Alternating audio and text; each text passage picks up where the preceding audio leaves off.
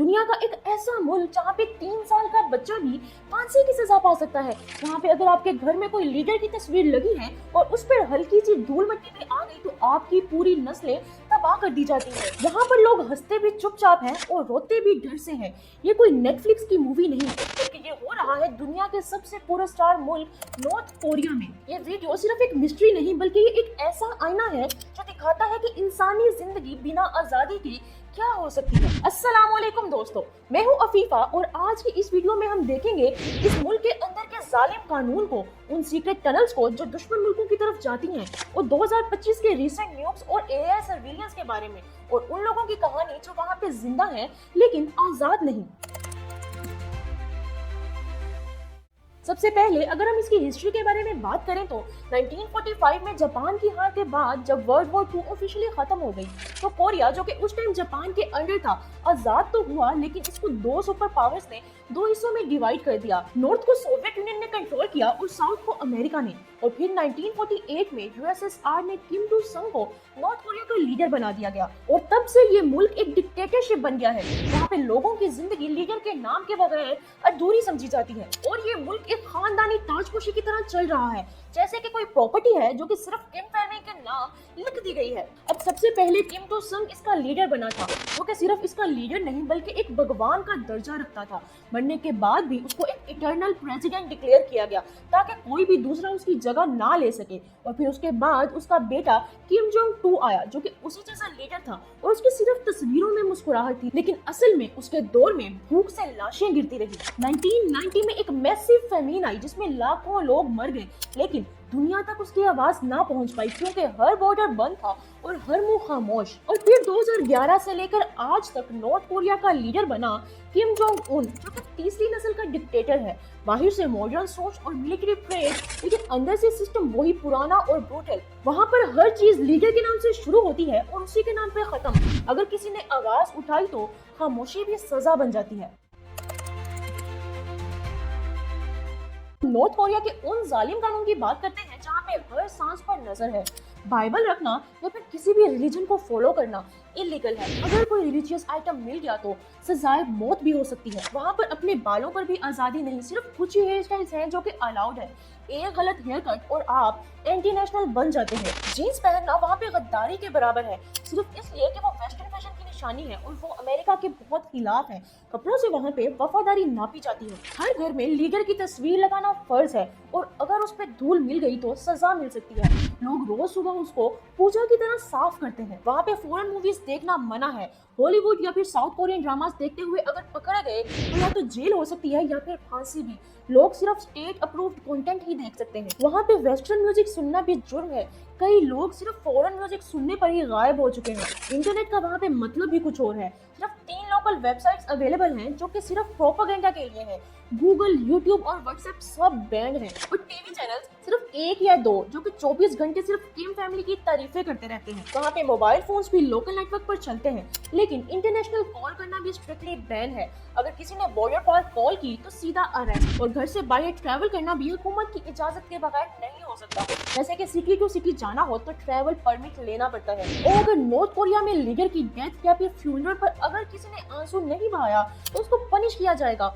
रोना वहाँ पर फर्ज है, वरना आप गद्दार समझे जाओगे। और सबसे ज्यादा खौफनाक रूल ये है कि अगर आपका रिश्तेदार, दोस्त या कोई करीबी शख्स किसी क्राइम में इन्वॉल्व हो या फिर गवर्नमेंट के खिलाफ कुछ कह दे या फिर वहां से भाग जाए और या फिर सिर्फ उस पर शक हो तो आपको भी उसका जिम्मेदार समझा जाता है और उस शख्स की आने वाली 3 नस्लों को वही सजा दी जाती है जो कि उस शख्स को मिलती है। इसको गिल्ट बाय एसोसिएशन कहते हैं और नॉर्थ कोरिया में इस रूल को ऑफिशियल पॉलिसी के तौर पर अप्लाई किया जाता है और इसको 3 जनरेशन ऑफ पनिशमेंट्स के नाम से जाना जाता है, जिसमें उस शख्स की फैमिली, माँ बाप, बहन भाई, उनकी आने वाली नस्लें और उनकी भी आने वाली नस्लों को वो सजा दी जाती है।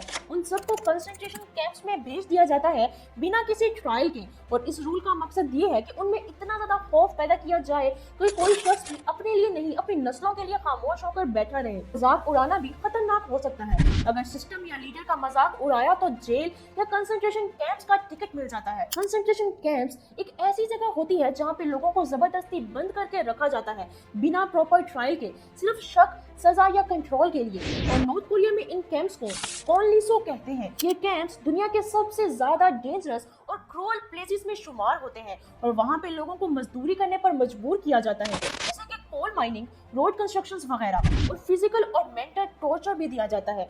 खाना बहुत ज्यादा कम मिलता है और भूख से लोग मर जाते हैं और वहाँ पर कोई भी मेडिकल हेल्प नहीं होती। इसी तरह नॉर्थ कोरिया में हर रेडियो और टीवी डिवाइस फैक्ट्री से ही लॉन्च आता है ताकि सिर्फ स्टेट स्टेशन ही चला सके।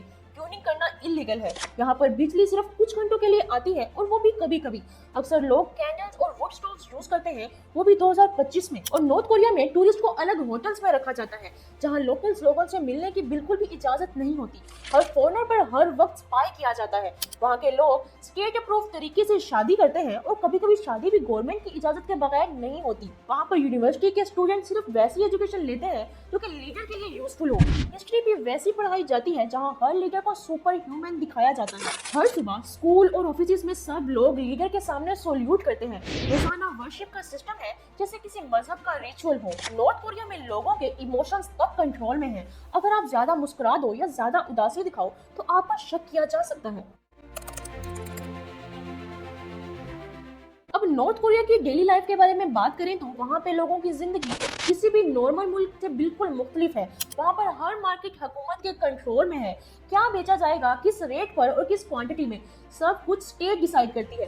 वहाँ पर एक डॉक्टर की मंथली सैलरी सिर्फ $1 से $3 के बीच होती है। इतनी कम सैलरी होने की वजह से लोग ज्यादातर बार्टर सिस्टम यानी कि पैसे की बजाय सामान के बदले सामान का तबादला करते हैं या फिर ब्लैक मार्केट पर डिपेंड करते हैं ताकि उनका गुजारा हो सके। खाना बहुत बेसिक होता है।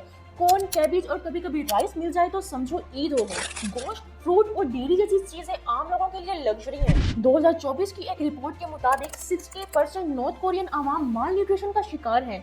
बच्चे छोटे कद के हैं और जिस्म कमजोर है क्योंकि उनको जो मिलता है वो सिर्फ जिंदा रहने के लिए काफी होता है, सेहतमंद रहने के लिए नहीं। अब अगर उन सीक्रेट टनल्स की बात करें जो साउथ कोरिया तक जाती हैं नॉर्थ कोरिया के नीचे से, तो लगता है कि जैसे ये कोई थ्रिलर मूवी का सीन है, लेकिन ये एक हकीकत है क्योंकि साउथ कोरियन आर्मी ने कम से कम 4 सीक्रेट टनल्स डिस्कवर किए हैं जो नॉर्थ कोरिया से साउथ कोरिया के अंदर जाते हैं और इनको नॉर्थ कोरिया की फौज ने बनाया है। इनमें से टनल 3 इतना बड़ा है कि 1 घंटे में 3000 फौजी गुजर सकते हैं बिना किसी सरफेस अलार्म के। जब साउथ ने सवाल उठाया तो नॉर्थ कोरिया ने कह दिया कि हम तो सिर्फ कोल निकाल रहे थे, मगर टनल के अंदर कोई भी कोल मौजूद नहीं था। र्यूमर्स ये भी हैं कि कुछ टनल सोल के नीचे तक पहुंच चुकी हैं और अब तक उनका कुछ पता नहीं चला। सोचिए, जब दुनिया सिर्फ सरहदों पर सिक्योरिटी ढूंढती है तब एक मुल्क जमीन के नीचे से छुपकर आ रहा हो।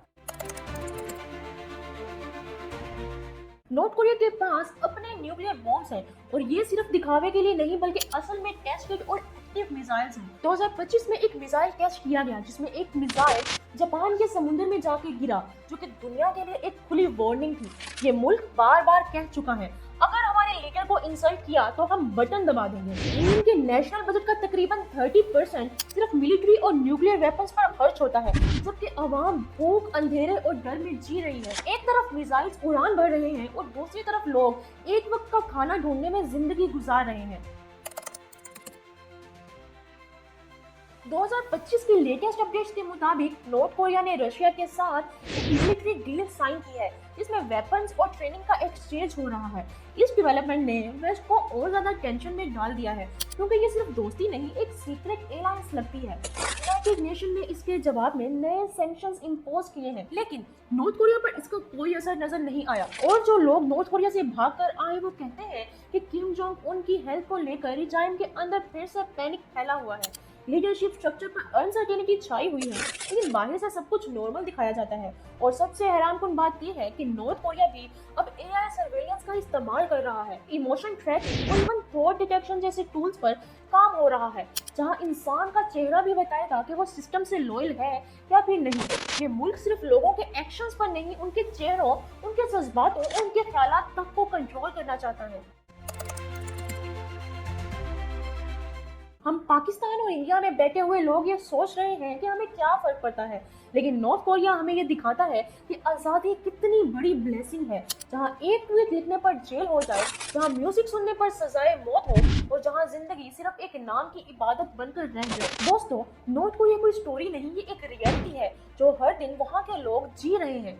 अगर आपको लगता है कि ये दुनिया अनफेयर है तो सोचिए उन लोगों के बारे में जो सिर्फ आजाद सांस लेना चाहते हैं। अगर इस वीडियो ने आपका दिल हिलाया हो और आंखें खुली हो तो इसे जरूर शेयर करें, क्योंकि कभी कभी सिर्फ अवेयरनेस ही पहला कदम होता है बदलाव के लिए। सब्सक्राइब करें डिकोडिंग मिस्ट्री को, जहां हम दुनिया की सबसे छुपे हुए राज खोलते हैं। अल्लाह हाफिज।